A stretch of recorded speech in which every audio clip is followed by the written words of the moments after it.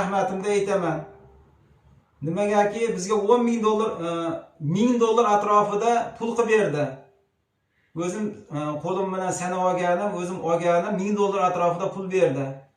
Poshapurimdagi Ahrorjon.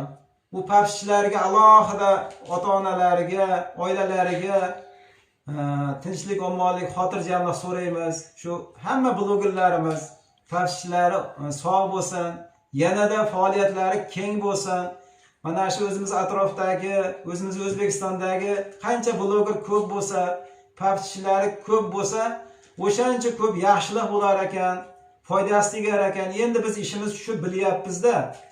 Iltimos sizlardan shu Ahrorjon blogerlarimizga, Yilmurod akam, Islomjon yangi qadamdagi yana boshqa blogerlarimiz qo'yib bergan. Hozir otlari esimga kelmayapti. Ularga ham alohida rahmat. Ishlariga rivoj so'raymiz.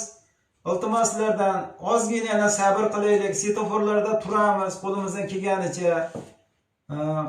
Yurmagan qishloqlarimiz bo'lsa yuramiz, g'ashlan kelmasin. Ozgina sabr qilinglar.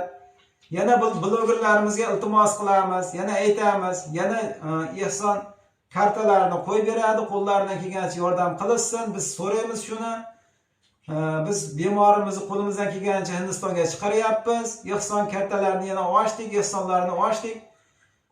Qolib ketgan qalbingda ozgina yana ehsonlaring bo'lsa, bo'lsin iloyim.